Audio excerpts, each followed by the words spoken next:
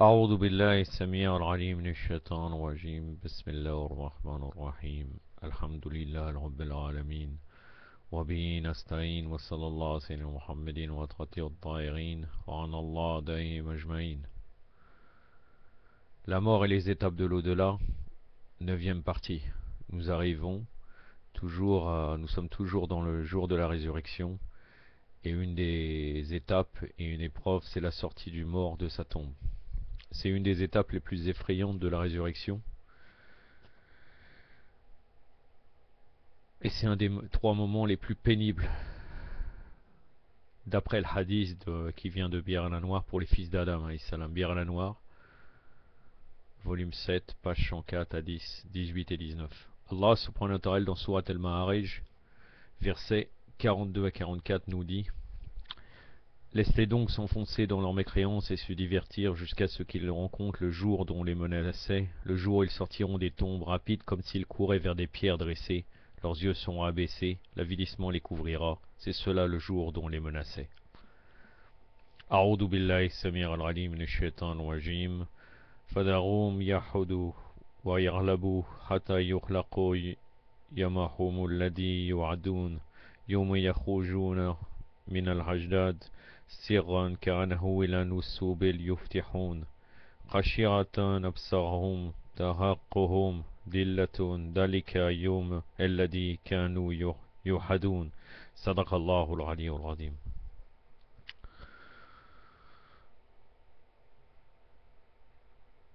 Ibn Mas'ud, un des compagnons du prophète Mohammed sallallahu alayhi wa alayhi, rapporte un hadith qui nous vient de l'imam Ali alayhi salam. Dans la résurrection, il y a 50 étapes dont chacune durera 1000 ans. La première étape est celle de la sortie de la tombe où les gens resteront prisonniers, pieds nus, dénudés, affamés et assoiffés pendant 1000 ans. Celui qui sortira de son tombeau en croyant Allah, à l'enfer et au paradis, à la résurrection, au compte et au jour du jugement, en reconnaissant Allah, en acceptant la véracité du prophète et ce qu'il a apporté d'Allah, sera délivré de la faim et de la soif. Bir al-Anwar, volume 7, page 111, à 10, 18 et 19. Donc comme il y a 50 étapes, effectivement, donc il y a 50 000 ans en tout d'attente pendant la résurrection. Et la première étape qui dure 1000 ans, c'est la sortie de la tombe, comme je viens de vous le lire. Mais il dit que celui qui croit en Allah en acceptant la véracité du prophète et ce qu'il a apporté d'Allah, et bien sûr ce qu'il a apporté, le plus principal, c'est la wilaya des imams alayhim salam, il sera délivré de la faim et de la soif. Donc cette étape deviendra moins longue, voire moins dure que pour les autres personnes. L'imam Ali alayhi salam, il écrit dans Nahj al-Balagha: c'est un jour où seront rassemblés les premiers et les derniers pour débattre des comptes, rétribuer les actes. Ils seront humiliés, debout, leur sueur ruisselante bridera leur bouche. La terre tremblera sous leurs pieds. Le mieux loti d'entre eux sera celui qui trouvera une place pour poser ses pieds et le contenir. Nahj al-Balagha, c'est le prône, donc le discours numéro 102. Voilà, donc tout le monde sera très serré, à un tel point qu'on ne pourra même pas poser ses pieds dans un endroit. Imaginez-nous ce jour qui dure 1000 ans. Inch'Allah, qu'Allah nous protège de cela, Inch'Allah. Ou nous fasse passer cette épreuve facilement. Tellement les gens transpireront, l'imam Ali dit, que ça empêchera de parler, puisque bridera leur bouche. Ça leur empêchera d'ouvrir leur bouche. Quand l'imam Sa'd il décrit ainsi la situation des gens le jour de la résurrection. La station des gens le jour de la résurrection ressemble à une flèche dans le carquois, c'est-à-dire qu'ils seront aussi serrés que les flèches placées les unes à côté des autres et serrées les unes contre les autres au point de ne pas pouvoir les bouger faute de jeu. En un mot, les gens se trouveront tellement à l'étroit qu'il leur sera très difficile de trouver un espace pour poser leurs pieds ou bouger. Il y a aussi un hadith très significatif du prophète sallallahu alayhi wa sallam sur ce sujet, hadith relaté par Bara ibn Azib et rapporté par Amin al-Tabarsi dans son Majma al-Bayan. Majma al-Bayan, c'est un tafsir, un commentaire du Coran. Il devrait nous permettre de repenser notre conduite quotidienne et de nous rappeler la nécessité d'appliquer les différents préceptes de l'islam et pas seulement les apprendre et les accrocher sur le mur à titre décoratif. C'est vrai que quelquefois on aime certaines paroles et on peut être amené même tellement à aimer les paroles en me disant c'est une parole d'exemple de les accrocher. Soit en arabe, soit d'autres langues, c'est possible. Moi-même à une certaine période j'avais fait cela, il y avait un hadith de l'imam Ali que j'avais aimé, je considérais vraiment comme un exemple. Cette parole je l'avais accrochée. Mais là au lieu d'accrocher les paroles, ou juste les apprendre par cœur, il faut essayer d'appliquer. Ce hadith, Inch'Allah, va nous permettre peut-être d'arriver à une meilleure pratique. Ma'as ibn Jabal demanda au prophète, sallallahu alayhi wa sallam, ô messager d'Allah, explique-moi les versets coraniques, le jour où on soufflera dans la trompe, vous viendrez par troupe. Surat An-Naba, surat 78, verset 18. Je vais vous le lire, comme d'habitude, en arabe. Surat An-Naba, donc c'est la sourate, la nouvelle.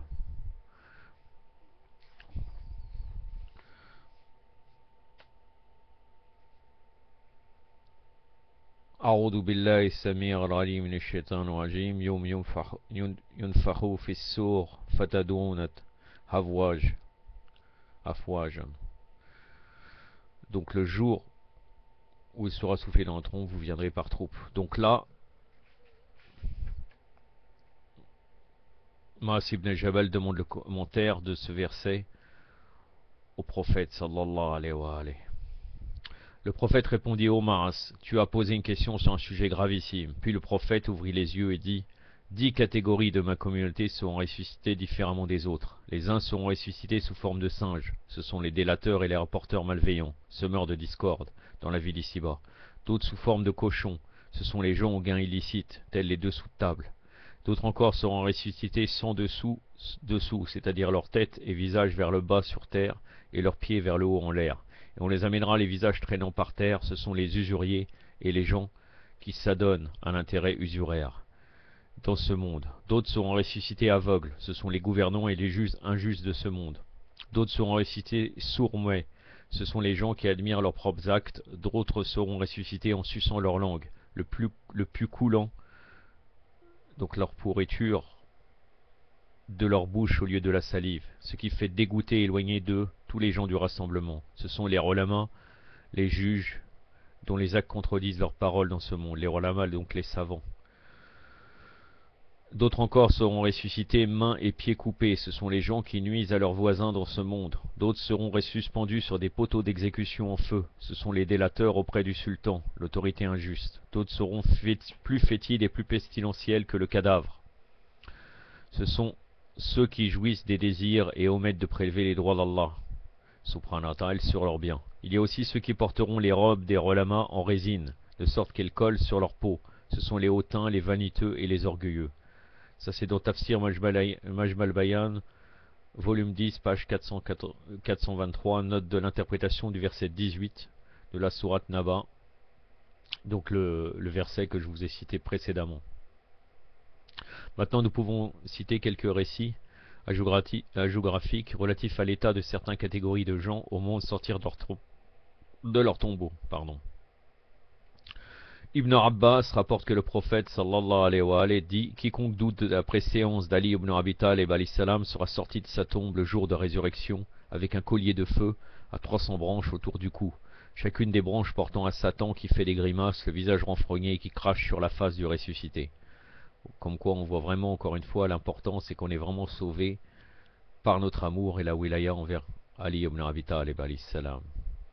Pierre et la Noire, volume 7, page 211. Selon le Kolayni, l'imam Baqir alayhi salam dit: Allah, il est béni exalté, ressuscitera et sortira de leur tombeau le jour de la résurrection des gens, les mains liées et attachées à leur cou, de sorte qu'ils ne pourront même pas prendre dans leurs mains quelque chose de la taille d'un bout de doigt. Ils seront escortés par des anges qui les blâmeront sévèrement en disant: ceux-ci se sont abstenus d'offrir un peu de la multitude des bienfaits qu'ils avaient reçus. Allah leur avait accordé ces dons, mais ils ont refusé de prélever sur leurs biens les droits d'Allah. Biar el-Anwar, volume 7, page 197.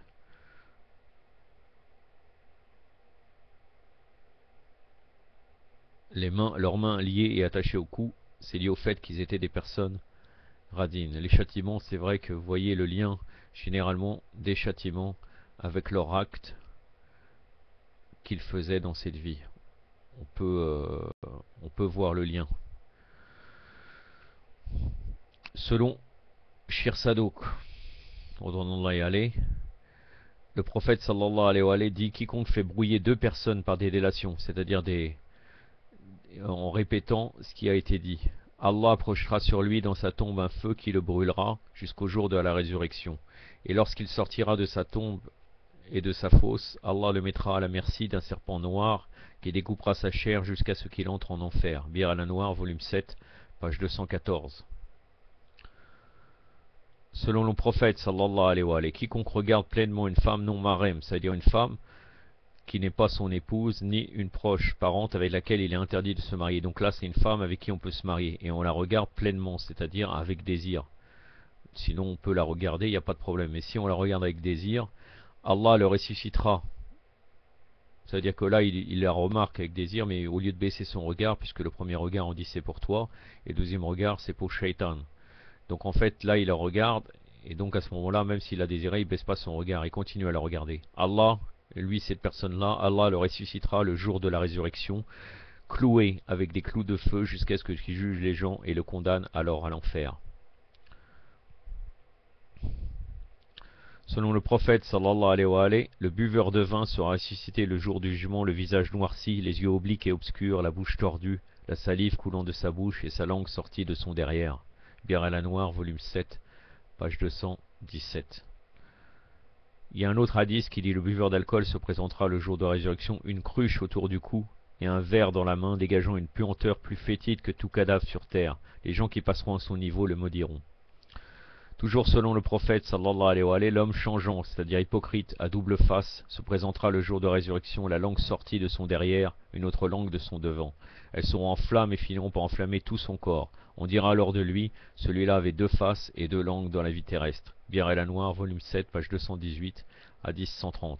Il faut savoir concernant le feu, dans cette période-là et même en enfer, c'est un feu qui brûle aussi l'intérieur. Ça veut dire que nous, on ressent quelque chose dans cette vie uniquement parce que nous avons la peau et les nerfs qui touchent l'extérieur. C'est-à-dire que ça nous brûle. Si admettons on n'aurait plus rien, effectivement ça nous consommerait et nous brûlerait totalement, mais on ne sentirait rien.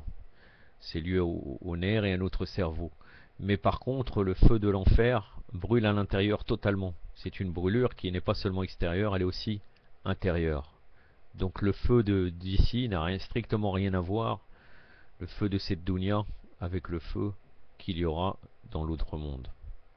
Maintenant nous arrivons aux facteurs qui allégeront les souffrances de cette étape. Donc quiconque participe à un cortège funèbre, Allah lui affectera des anges qui porteront des étendards et l'escorteront depuis la tombe jusqu'au lieu de son racisme. Bir el-Anwar, volume 7, page 208. Selon Al-Sadouk, l'imam Sadiq dit: quiconque enlève un souci ou une angoisse d'un croyant, Allah lui enlèvera les soucis et les angoisses de l'autre monde, et il sortira de sa tombe le cœur joyeux et apaisé. Bir el-Anwar, volume 7, page 198, hadith numéro 71. Shir al-Kulayni rapporte ce hadith de l'imam Sadiq: quiconque revêt son frère croyant, c'est-à-dire revêt son frère croyant d'un habit d'hiver ou d'été, ça veut dire qu'il lui donne un habit d'hiver ou d'été pour le couvrir. Allah se donnera comme devoir de le revêtir des habits de paradis, de lui faciliter les difficultés de la mort, d'élargir sa tombe et de lui annoncer à sa sortie de celle-ci la bonne nouvelle. Comme y fait référence le verset coranique: la grande terreur ne les affligera pas, et les anges les accueilleront. Voici le jour qui vous a été promis. La référence du hadith, c'est Bir el-Anwar, volume 7, page 168, et aussi volume 74, page 380. Le verset coranique qui dit: la grande terreur ne les affligera pas, et les anges les accueilleront. Voici le jour qui vous a été promis. C'est dans Surat al-Anbiya, donc la sourate Les Prophètes, sourate 21, verset 103.